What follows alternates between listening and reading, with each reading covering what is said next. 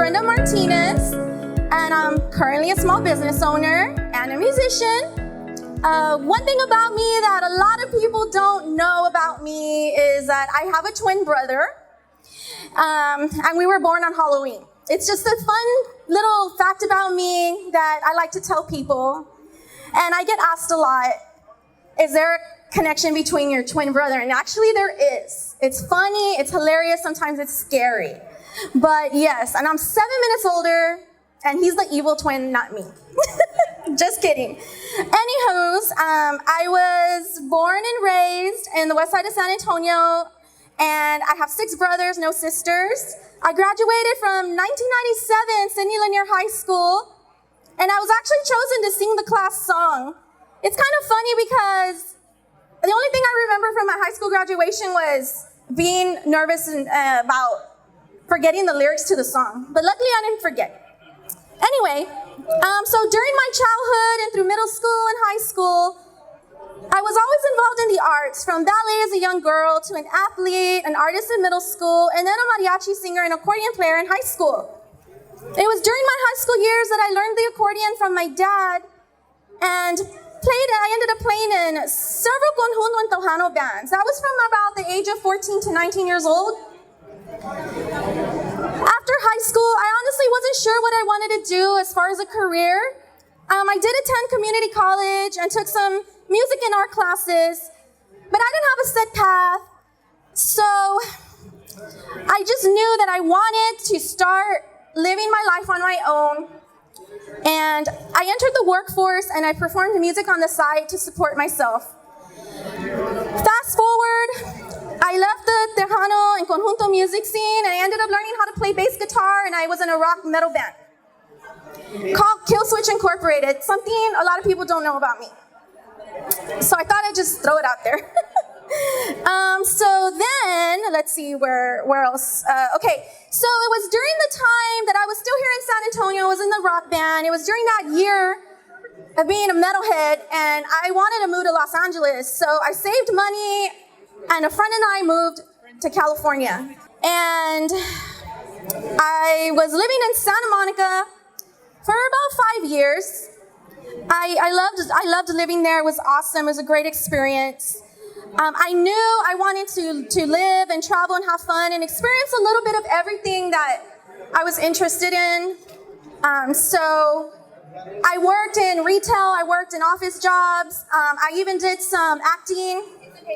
And let's see, I didn't do anything musically out there really, but I did have a lot of really great experiences. I was actually featured on several reality TV shows, such as one called Style Court, which was on the Spike Network, Blind Date, and I was even on some couple reality shows off the Spanish network, Televisión. And I even worked with actors, some actors. I had a small part in a NBC TV series called Crossing Jordan, and I also had a small part on the TV series Alias on ABC.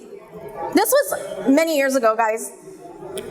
I worked with actors such as Jerry O'Connell, Steve Valentine, Jennifer Garner, and at one point I was in a band, an electronic band. I did vocals, but the project had to end for personal reasons. So anyway, fast forward, after living in California, I wanted to come back home and be close to my family, so I moved to Austin. And while I was in Austin, I attended Everest Institute and I received training for medical administrative assisting. And I graduated from the program with honors, and I found work in that work field, and I did that for almost 10 years.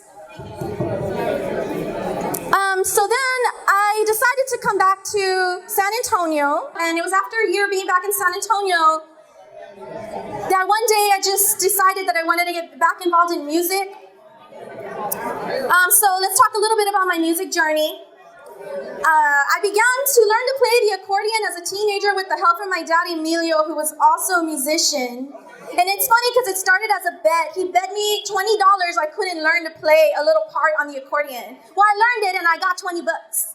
So that's how it started. I was like, Dad, if you teach me another little pasadita, and I learned it, can I have $20 more? So that's how it started. And by the time I knew it, I was playing parties and then festivals and performed with some Tejano musicians and all that fun. Okay, so I did this for several years, from like the ages of 14 to 19 years old, and then I took a really, really long break. As I mentioned before, I moved around and I just wasn't involved in the music, but I wanted to get back into it. So after almost 2 decades of not playing the accordion, I bought me one and I started to remember a lot of what I had learned back when I was younger, a teenager. So I connected with some musicians and they asked me to come perform with them, and I did. A video got out on Facebook and it attracted the attention of a guy named Baldo in Austin who has a record label called Rancho Alegre. He asked me if I wanted to record an album, and fast forward a year later, we recorded the record. I play the accordion and I play a lot of conjunto music. The tracks on the album are all instrumental. I have been dubbed La Reina de Polkas, I guess because I play a lot of polkas. I've shared the stage with legends like Gilberto Perez, Flaco Jimenez. I even flew to Ohio to perform with the international polka artist Ted Lang and Molly B, and I was featured on the Molly B variety show. I've been interviewed on many radio stations, internet radio stations, and I've been featured in several publications and Street Talk magazine. I also became a member of the Recording Academy, the Texas chapter, and I was recently accepted to be a member of the Latin Recording Academy. Basically what that means is I have voting privileges for the Grammys, and I can submit my music to be considered for Grammy nominations. I'm also a songwriter registered with BMI, and I recorded my first record, which I named Favoritas de mis Padres, in summer of 2019, which I dedicated to my mom and dad. The album earned me a Tejano Music Award nomination for Best New Female Artist in 2020, but unfortunately I didn't win, but it was a joy to be nominated. The album has my parents' favorite songs on it, hence the name, and pays tribute to great conjunto legends. Unfortunately, both my parents passed away this past August, but they were very proud of my accomplishments. When I say record, you guys, I mean it literally was pressed on vinyl. The first conjunto vinyl in over 30 years. I also have a CD. My music is digitally downloaded on all platforms such as YouTube, Spotify, and TikTok. I wrote an accordion instrumental called La Galleta, and it's on track 10. I've written many songs, but on this album, I only recorded one original. Okay, guys, let's get into my small business journey. So I managed juggling a normal job, recording an album, but I still felt like I wanted to do more. And something that truly made me happy other than music. Deep down, I always wanted to be my own boss and do something that sparked my interest and that could help pay some bills, make some extra money. But I didn't know what I wanted to do. It took me a really long time to figure it out. So with this day and age and the internet, I use that to help me find my passion. After being inspired by makers of all kinds on Etsy, Pinterest, I thought I could do something like that, but the question was, what? What do I want to do? So fast forward again, one day my mom and I were eating pan dulce. She said it would be cute to have these little conchas as earrings. And I said, oh my God, that would be so fun. That would be so awesome. And so I went online, I saw some, and I said, oh my gosh, those are cute. So I saw some pieces that were a little bit overpriced, and I thought, well, you know what? I can make my own. And I'll make my own style. I'll do my own thing. So I learned about polymer clay. Polymer clay is what I use to make the conchas, and I'm wearing them right now, and they smell like cookies. I went on YouTube and studied many videos, tutorials. I spent a lot of time learning about how to make this kind of jewelry. And then finally, I came up with a few pieces, and I made them for family and friends, and then they started telling their family and friends. They started telling their family and friends. People still ask me for orders. And then I started to make other pieces of jewelry like sugar cookies, maranitos, empanadas. And I even make carne guisada with cheese taco earrings. And they smell like comino. Not just kidding. I also started to include cute items that I purchased wholesale having to do with pan dulce or just the Mexican-American culture theme or sweet themed. And well, at first I didn't scent my jewelry. I was still trying to figure out how to make it unique. And then one day it just clicked. I'm gonna add scent to them. I think that would make it really fun. So I was loving my side hobby so much, I decided to start the small business Sweet Sessories, which legitimately was established June of 2022. It started with a website and then pop-up events and more pop-up events, more pop-up events. I began to feel a bit overwhelmed juggling an 8 to 5, music, the job, the business, my personal life. I started to feel discouraged, but because I knew it was physically impossible to manage it all by myself. One day, a friend of mine, she said that I should try and sell my jewelry at Pika Pika, and I thought about it, and I decided to rent some space for a few Saturdays, and I just fell in love with selling there, and I had a good response from people.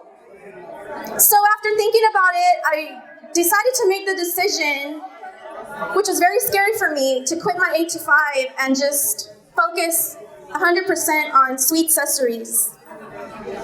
And that's what I did. So I have a kiosk at the Pika Pika Plaza, and I am there normally Thursdays through Sundays from 11 to 6. Sometimes I'm not there because I have to do an event, or if it's just me, so something comes up. But I ask people to contact me if they want to go and shop just to make sure that I'm actually there. Small business does come with, challenges and struggles. It was very good for me at the beginning because I started in the summer. It was busy. Then it slowed down in October. And I was freaking out because it was really slow. And I was like, well, I'm going to use this downtime to think of creative ways to get my business name out there. What can I do? What can I do? So I went to the internet. I went to YouTube. I used it as my main resource to look for marketing advice. I invested more time on Facebook, but even more time on Instagram and TikTok. I started speaking about my business when I was being interviewed for music when I was getting interviewed for the music part. After all this, I started to cross-promote. I started talking about my music and my business. So that's what I'm trying to do now, is just cross-promote both things. Why not, So then I decided to get more involved. I wanted to get out there in person, not just use the internet. So I attended a TikTok workshop where a guy named Joe Coronado from the Chancla Academy was speaking, and I learned some useful tips and tricks. I met awesome people, including Gabriela and Rosanna from Southside First. Some doors started opening. I started to learn about all the opportunity and resources there are out there to help small business owners. I eventually hired the TikToker, Joe with Chancla, to help promote my little kiosk. And I'm glad I did, you guys, because it has really helped with my business. In just a couple of weeks, it had over 70,000 views on TikTok, and it has over 90,000 views on Instagram. Every day that I've been at the Pika, I saw you on TikTok. So it's awesome. It's awesome that it worked, But anyway, so yes. That has kept me very steady. And it's just me, you guys, making everything and doing everything. So that is my small business journey. My future plans. I've only been doing this business about 1.5 years, so it's fairly new. So I do have a lot of future plans. I do plan on recording a second record, this one with vocals. And I do continue to think of new ideas and unique ideas for my business. Maybe later down the line, I can have a larger storefront than just my kiosk. I want to continue to grow my social media following and maybe do collaborations with other businesses. Speak at more events and help tell my story and hopefully inspire others who want to start a business and they don't know what to do. So and maybe I can give back in my community some way too. Yeah, so anyway, the last I want to talk about is, just advice. If you want some advice, this is the only advice that I can give. You have to have a dream. You have to have a passion. You have to believe that the dream will come true. You have to have a goal. You have to create a plan. You have to ask for help sometimes. It's okay. Ask for advice. Listen to other people's success stories. Stay focused 110% when you decide what you want to do. You got to be positive. You got to use negativity to improve. Ask for constructive criticism. There's nothing wrong with that. It only helps. Have the mindset that failure isn't an option. You have to empower others. Share your story. Be creative. Think of new ideas. Think of outside the box. Be unique. Be yourself. Embrace your culture. Show people you can inspire others. You got to be addicted to your passion. You got to be addicted to what you want to do. You got to have the mindset that you'll make it. Maybe not right away, but eventually, most definitely. You have to hustle. You have to keep learning. You have to shoot to win. When you lose, you have to take action. You have to sacrifice. You have to have no fear. You got to know that you'll survive the storms. You have to have dedication, commitment, discipline, and know there's a way and always a way. There's always opportunities. You got to go out there and find them, guys. You got to be humble. Don't be selfish. Acknowledge others. Work hard and reward yourself. When you're tired, take a break. Make time for your personal life. Create a schedule. Be organized. And most of all, shoot for success. My opinion, success isn't always money. It's about helping to make a difference and being happy with what you decide to do. So that's all I have, guys. Thank you, Southside First, for having me. I'm on social media, Facebook, Instagram, TikTok, YouTube, Sweet Sessories, Brenda Martinez Music. I have business cards for my business, and I have a display of some of the items that I sell. And my jewelry and music can also be bought at Del Bravo Record Shop on Old Highway 90. And my music's on YouTube, Spotify, TikTok, etc. And again, I'm open at the Pika Pika Thursday through Sunday, 11 to 6. Thank you, guys. Thank you so much.